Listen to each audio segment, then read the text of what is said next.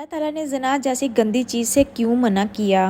آج کی اس ویڈیو میں تفصیل سے بیان کریں گے۔ اللہ تعالیٰ نے قرآن مجید میں ارشاد فرمایا، اور زنا کے قریب بھی نہ جاؤ، بے شک وہ بڑی بے حیائی اور برائی کا راستہ ہے۔ ناظرین، آپ جانتے ہیں کہ کائنات کے اندر سب سے پہلے کون سے بدبخت شخص نے زنا کی ابتدا کی تھی؟ آج کی اس ویڈیو کے اندر ہم اسی شخص کے بارے میں جانیں گے، لہٰذا آپ سے گزارش ہے کہ آپ میری اس ویڈیو کو اینڈ تک لازمی دیکھیں۔ پیارے ناظرین، جب حضرت آدم علیہ السلام اور حضرت حوا علیہ السلام نے اللہ تعالیٰ کے حکم کی نافرمانی کرتے ہوئے شجر ممنوع کا پھل کھایا تو اللہ تعالیٰ نے حضرت آدم علیہ السلام اور حضرت حوا علیہ السلام کو زمین پر اتار دیا، اور پھر اللہ کے حکم سے حضرت آدم علیہ السلام اور حضرت حوا علیہ السلام کے ہاں اولاد پیدا ہوئی۔ بعض روایات کے مطابق حضرت حوا علیہ السلام کو 20 حمل ٹھہرے، جس سے 40 بچے پیدا ہوئے، اور ہر حمل کے دوران ایک لڑکا اور ایک لڑکی پیدا ہوا کرتے تھے۔ پیارے ناظرین، یہ بات یاد رکھیں کہ اس وقت کی قوانین شریعت ہماری آج کی شریعت کی قوانین سے بالکل مختلف ہے۔ حضرت آدم علیہ السلام کے زمانے کے اندر ایک حمل سے پیدا ہونے والے لڑکے کی شادی دوسرے حمل کی لڑکی کے ساتھ کر دی جاتی تھی، جبکہ دوسرے حمل کے لڑکے کی شادی پہلے حمل کی لڑکی سے کی جاتی تھی، اور ایک حمل کے بہن بھائی آپس میں بہن بھائی قرار پاتے تھے۔ پیارے ناظرین، پھر اسی دوران حضرت آدم علیہ السلام کے ہاں حابیل اور قابیل پیدا ہوئے۔ چنانچہ قابیل کی بہن اکلیمہ بہت زیادہ خوبصورت تھی، جبکہ جو بہت زیادہ خوبصورت تھی حضرت حابیل علیہ السلام کے ساتھ پیدا ہوئی تھی، وہ اتنی خوبصورت نہیں تھی۔ چنانچہ جب یہ بچے بڑھ کر جوان ہوئے اور ان کی آپس میں شادی کا وقت آیا تو قابیل نے حضرت حابیل علیہ السلام کی بہن کے ساتھ نکاح کرنے سے انکار کر دیا اور کہنے لگا، یہ تو بالکل خوبصورت نہیں ہے، میں اپنی بہن اکلیمہ کے ساتھ ہی نکاح کروں گا۔ اور یہ معاملہ اس قدر بڑھ گیا کہ حضرت آدم علیہ السلام نے حکم دیا کہ دونوں بھائی اللہ تعالیٰ کی بارگاہ کے اندر اپنی اپنی قربانیاں پیش کرو۔ چنانچہ جس کی قربانی اللہ تعالیٰ کی بارگاہ کے اندر قبول ہوگی وہی شخص اکلیمہ کے ساتھ شادی کرے گا۔ ناظرین، قابیل کھیتی باڑی کا کام کیا کرتا تھا، جبکہ حابیل علیہ السلام بکریاں چرایا کرتا تھا، جو کہ ایک شفقت اور محبت والا کام ہے۔ چنانچہ حضرت حابیل علیہ السلام نے اللہ تعالیٰ کی بارگاہ کے اندر ایک خوبصورت بکری کا بچہ پیش کیا،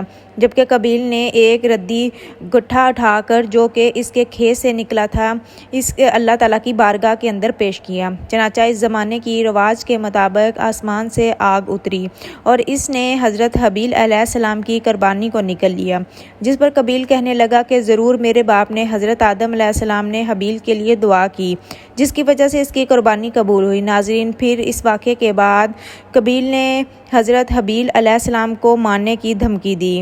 روایت کے اندر آتا ہے کہ حضرت حابیل علیہ السلام قابیل سے زیادہ طاقتور تھے، لیکن آپ نے اللہ کے خوف کی وجہ سے فرمایا کہ اگر تم مجھے قتل کرے گا تو میں تمہاری طرف تمہیں قتل کرنے کے لیے ہاتھ نہیں بڑھاؤں گا، میں چاہتا ہوں کہ قیامت کے دن تم میرے گناہوں کے ساتھ آؤ۔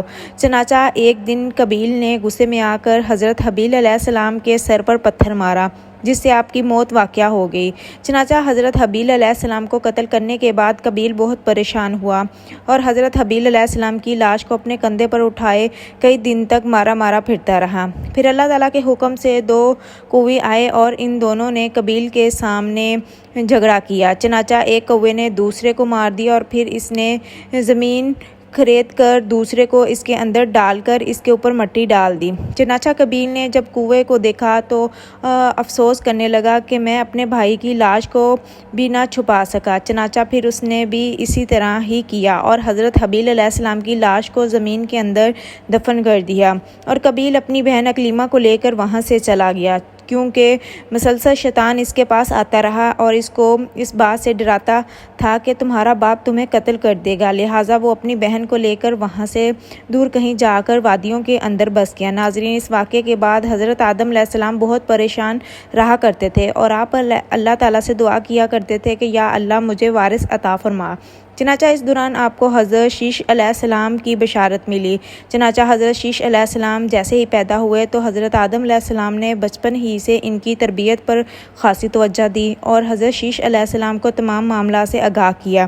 چنانچہ جب حضرت شیش علیہ السلام جوان ہوئے تو حضرت آدم علیہ السلام نے اپنے بعد ان کو مومنین کا خلیفہ مقرر کیا اور انہیں اسی بات کا حکم دیا کہ وہ اپنے بھائی قبیل اور ان کی اولاد سے دور رہیں اور مومنوں اس جماعت کو بھی ان سے دور رکھیں۔ چنانچہ پھر ان کے بعد حضرت آدم علیہ السلام کا دنیا سے جب جانے کا وقت ہوا تو حضرت آدم علیہ السلام نے یہی وصیت کرتے ہوئے اس دنیا سے کچھ فرما گیا۔ چنانچہ اللہ تعالیٰ کے مقدس فرشتے نازل ہوئے اور انہوں نے حضرت شیش علیہ السلام کو حضرت آدم علیہ السلام کو دفن کرنے کا طریقہ بیان کیا۔ چنانچہ حضرت شیش علیہ السلام نے اسی طرح سے کیا۔ پھر اس کے کچھ عرصے کے بعد ان کی والدہ حضرت حوا علیہ السلام بھی اس دنیا سے انتقال کر گئی۔ ناظرین، اس واقعے کے بعد زنا کی ابتدا ہوئی۔ اس کے بارے میں بنی اسرائیل کی دین کی روایت کے اندر ہمیں یہی ملتا ہے کہ قبیل اور اس کے آل و اولاد ایک وادی کے اندر رہا کرتے تھے۔ چنانچہ ایک دن شیطان ان کے پاس آیا اور ایک غلام کی زندگی گزارنے لگا اور ایک شخص کے پاس اجرت پر کام کرنے لگا۔ چنانچہ تھوڑا ہی عرصہ گزرا تھا کہ اچانک یہ غلام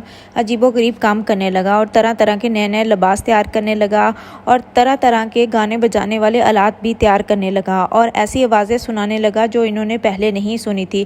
یہ قوم پہلے ہی راہ حق سے بھٹک چکی تھی اور فجور میں مبتلا ہو چکی تھی۔ انہوں نے اپنا ایک دن عید کا مقرر کیا جس کے اندر ان کی تمام عورتیں برہنہ لباس پہن کر اور زمانہ جہالت کی عورتوں کی طرح نیم آریہ لباس پہن کر آتی تھی اور مردوں سے اختلاف کیا کرتی تھی۔ حضرت شیش علیہ السلام کے ساتھ رہنے والے مومن دور ہی سے ان گانے بجانوں کی آوازوں کو سنا کرتے تھے۔ چنانچہ ایک دن ان میں سے ایک شخص کے دل کے اندر خیال آیا کہ کیوں نہ میں جا کر دیکھوں کہ آخر یہ کیا معاملہ ہے۔ چنانچہ اس شخص نے چوری چھپے وہاں سے ہجرت کی اور عید کے دن جس دن کبیر اور اس کے آل و اولاد فاسق و فجور میں مبتلا تھے وہ شخص وہاں پر پہنچا اور اس نے وہاں پر جا کر عورتوں کو دیکھا اور وہ بہت زیادہ حسین و جمیل تھی۔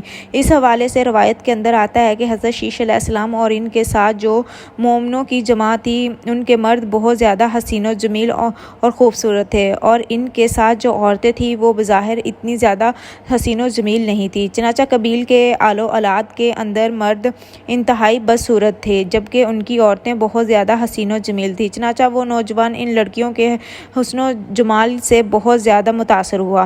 پھر جب وہ شخص واپس آیا تو اس نے چوری چھپے دیگر مومنوں کو بھی اس بارے میں خبر دی۔ چنانچہ آہستہ آہستہ مومنین کے کمزور ایمان والے وہاں سے ہجرت کرنے لگے اور ہجرت کر کے قبیل کی اولاد کے اندر جا کر وہاں پر ان کی عورتوں کے فتنے کے اندر مبتلا ہو گئے اور یہ فاسق و فجور کرنے لگے اور آپس کے اندر زنا کاریاں کرنے لگے جس سے زنا جیسے کبیر گناہ کی ابتدا ہوئی۔ ناظرین محترم، اور روایت کے اندر آتا ہے کہ حضرت شیش علیہ السلام کے ساتھ رہنے والے مومنین کی تعداد بہت کم تھی جبکہ قبیل کا گروہ بہت زیادہ طاقتور ہو چکا تھا۔ چنانچہ وہ اپنی بستیوں کے اندر بھی فتنہ فساد پھیلاتے اور اپنی بستیوں سے باہر نکل کر حضرت شیش علیہ السلام کے ساتھ رہنے والے مومنین کو قتل کرتے اور ان کو طرح طرح کی تکلیفیں اور اذیتیں دیا کرتے تھے۔ ناظرین، یہ تمام روایات بنی اسرائیل سے لی گئی ہیں جس کے بارے میں حضرت محمد صلی اللہ علیہ وآلہ وسلم نے ارشاد فرمایا کہ جب تم بنی اسرائیل کی روایت میں سے کوئی روایت سنو تو نہ اس کی تصدیق کرو نہ اس پر شک کرو بلکہ یہ کہو کہ جو کچھ اللہ تعالیٰ نے نازل کیا ہم اس پر ایمان لائے۔ اگر حقیقت حال پر غور کیا جائے تو زنا کی ابتدا اسی وقت ہی ہو گئی تھی کہ جب قبیل اپنی بہن اکلیمہ کو لے کر وہاں سے رخصت ہوا تھا اور اپنی بہن اکلیمہ کے ساتھ ناجائز رسم و رواج قائم کر کے اس نے اپنے آل و اولاد پیدا کی تھی۔ اللہ تعالیٰ سے دعا ہے کہ اللہ تعالیٰ مومنوں کو زنا جیسی لعنت سے ہمیشہ کے لیے دور رکھے، آمین۔ ویڈیو اچھی لگی ہو تو چینل کو ضرور سبسکرائب کریے گا۔